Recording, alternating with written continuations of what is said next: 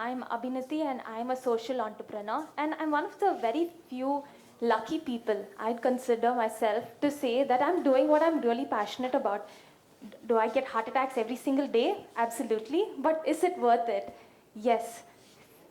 I don't mind the hours because there's so much satisfaction. And the real question is, what is it that you want to do? What is it that you're passionate about? Do you want to build a spaceship? Do you want to put a man on Mars? Do you want to build a race car so fast even cameras cannot capture? And no matter what it is, the real impending question is, how do you do it? How do you get there? Where do you begin? So let me tell you my story of what I did and my journey, and you can see if there is some method to the madness. So I want to tell you about why I decided this is what I want to do for the rest of my life. How did I start? What did I study? And what were the challenges I faced? And how did we overcome all of that? So the reason why I picked this handloom-based profession is because of two things. One was my undying love for fashion. I was completely obsessed as a teenager. And number two was my philanthropic upbringing.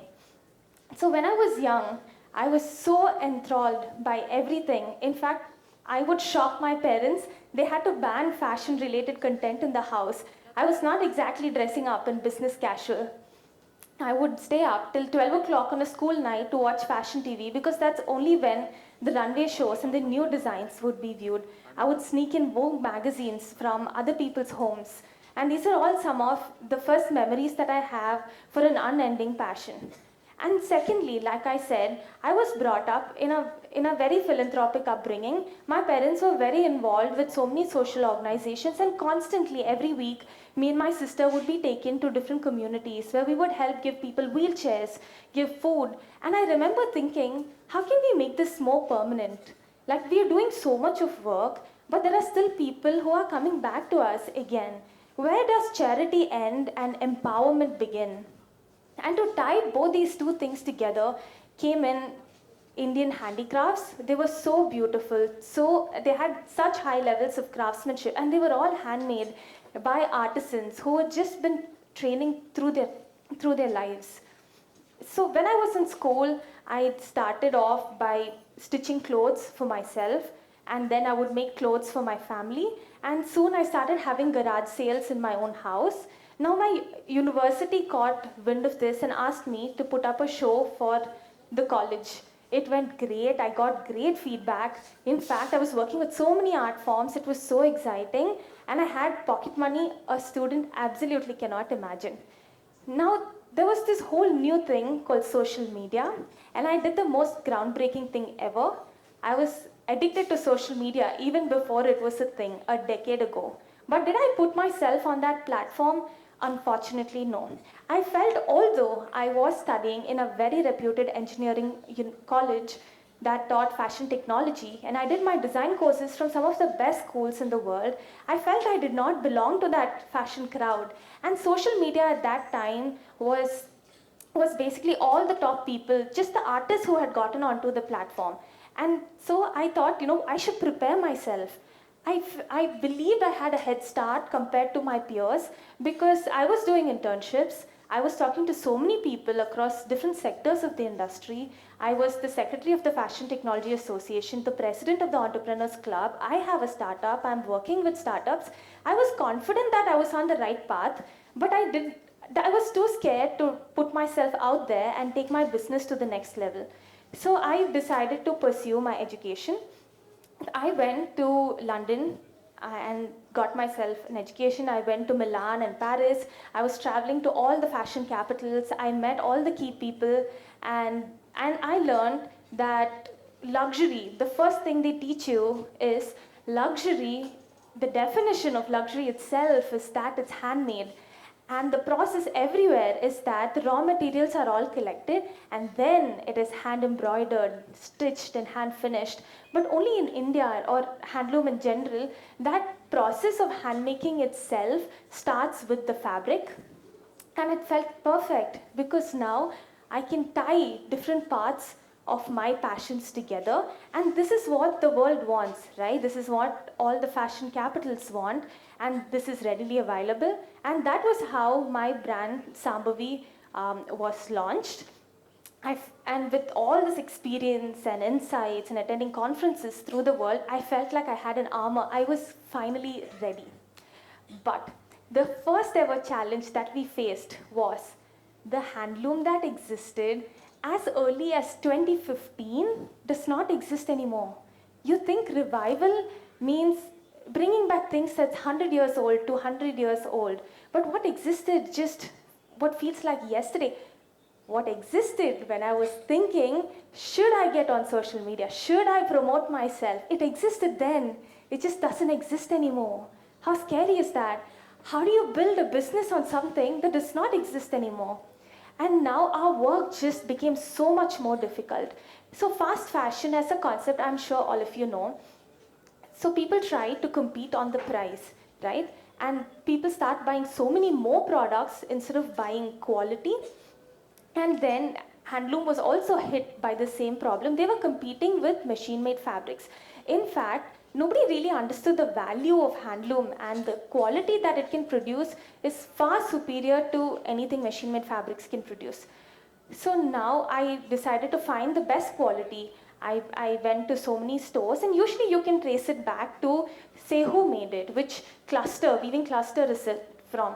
So this way we traced it back. We went to a village, and on our way we saw a very ill, very homeless looking man, and then we realized he is that weaver. No matter how many stores visited, we couldn't find anything unmatched to him, and that's how underfunded and undersupported he was. It was definitely a reassurance to what we were doing. But then why is this happening? People are trying to give products at a cheaper price, and that means you cut down on the number of techniques that you use to create it, right? So this loss of skill is also becoming more and more rampant, and we needed to go out there and give in our own technical advice. So we had to work with the fiber, the way the loom, that is the machine is fixed, the way the person weaves it. We had to intervene into every single process with our technical advice. Had I done this during college, I would have had the support of so many faculty. I still have the support of such wonderful professors, but had I done it when I was in university, it would have been a day-to-day thing, right? And photo shoots, I would make products in college. Me and my friends would wear them. We would go on a long drive. One of my friends is really good in photography, and we would just have so much fun photo shooting these products. And now I just had to hire professionals. Yes, it's great, but it's not as fun anymore. And imagine I had the label when I went to London, and the stores I had access to. What if people liked what I was doing, and I found 1 or 2 stores that wanted to stock my products? And my biggest regret was not taking myself to the next level, because soon after COVID hit and social media just started bringing out so many creators who were just showing the process. And our process was great because we were working with banana, we were working with aloe vera, just so many unique things that we were doing. And then I realized, whenever you're accessing any situation, there's 2 things. There are variables and then there are constants. Let me take an example. Say, I want to create a white shirt which is classic. People are going to wear through the years. Now, what are the constants? You want to design a summer shirt. Well, summer is hot, so people are going to wear cotton. That's a given. So you can kind of lock in on that. Now, what are the variables? There are things that's going to be constantly changing, like say the fashion, but maybe we can figure out what styles people might want to wear, irrespective of fashion, and maybe we can figure it out. But what I did not anticipate was that when I decided to start, there was COVID. Nobody was wearing shirts. In fact, people were only wearing pajamas. And then I realized, no matter the situation, the factors are constantly going to be changing. Even if they are variables, they might become constants. Constants might become variables. So you cannot postpone a task thinking that it would be the same in the future, and then maybe I'll be able to do that. But while we were facing all these challenges, we were still very determined. to take Sammbhavi forward. So we were trying to regulate an unregulated market. There was no supply chain at all. There was no, there's one process and then there's quality checking and then you go to the other process. There's the timeline, the standards you stick on to. None of that existed. In fact, if you wanted one sample, you go to a store and say, hey, I like what you have. Why don't you give that to me? And he will tell you, I will take 15 days, I will take a month, and I'll deliver at your doorstep. End of story. But in handloom, we had to be there in the village, we had to work with the weavers, we had to give them technical support. That would take about a month or two. It comes back to you, something goes wrong, you send it back again a few months. There were just so many things parallelly going on in the pipeline with so many problems. And then something very unique happened. We found opportunities in our challenges. So one such fabric that we worked with was woven by visually challenged women. So we found a group of women who lost their eyesight because of various health conditions, and an NGO that took them up, rejuvenated them, provided them with healthcare, food, and everything, and then taught them to weave, and this way they could sustain themselves. What a great cause. What resilience. Imagine you're physically and mentally shut off, and you still find the strength to find a living for yourself, not just to take care of yourself. And we partnered with this organization. And now this fabric was not up to the best quality. We had to work with them. We were perfecting that textile. But the project where we started to create this textile for was not taking off. Very incidentally, we met with a cosmetic manufacturer in the UK, and these are people who manufacture for the top brands of the world, and they really liked the product and they wanted bags made immediately. And then I realized, had we not gone through the whole process of getting this fabric ready for some other order, there's no way we could have taken this on, and this was a much, much bigger opportunity. And each time we had unique problems, we came up with crazy solutions. We always figured it out. There were times where we were just waiting for textiles to be ready, and then again there were times where we were so overloaded. For example, we had delivered an order and the client really liked it, and now they placed double the quantity in half the time. What do? It's great, we want to take up the order, but what do we do, right? We then figured out that our office has a temple outside, and that temple has a pujari, and this pujari has a daughter who knows stitching, who then brought her friends. And we also realized our manager is great at ironing. We had the best time of our lives. You should understand just the power of being in that scenario. You have no other option. You always find a way out. And the biggest challenge we faced was when we decided to launch. So a few weeks before our launch, a big batch of our textiles came out completely wrong. There was no way we could have gone ahead with it, so we cancelled our launch. But the organizers, at the last minute, just one day before, refused to cancel out or refund us, and they said, the press notes have gone out, very important people are coming, there's just going to be an empty space with your name on it. You can do what you want with it. So we decided it's okay if we don't have products, let us at least go and put on a visual representation of what the brand is. So we put out some of our textiles, some of the processes that's been going on, some of the weavers who we're involved with, just a story of who we are. And then what we did not think would happen was, whatever money we invested in that, we got 3 times the number of orders, because there were people who just believed in what we were doing. And in fact, it did not stop there. So many people discovered us in that platform, and they became routine clients much later on.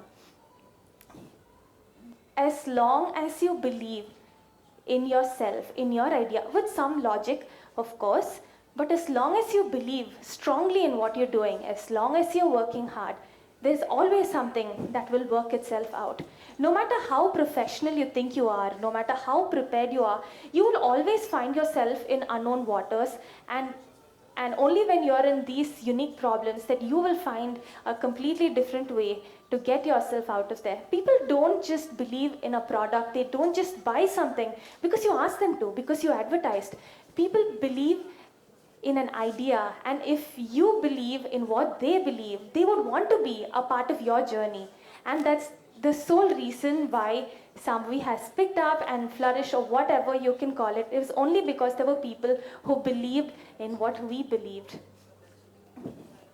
And so I would like to conclude by saying that yes, it's not going to be an overnight success, it's not going to happen overnight, but if you don't start, it might not happen at all. And I have to ask you this question: when is the best time to start? Well, at least now. Thank you.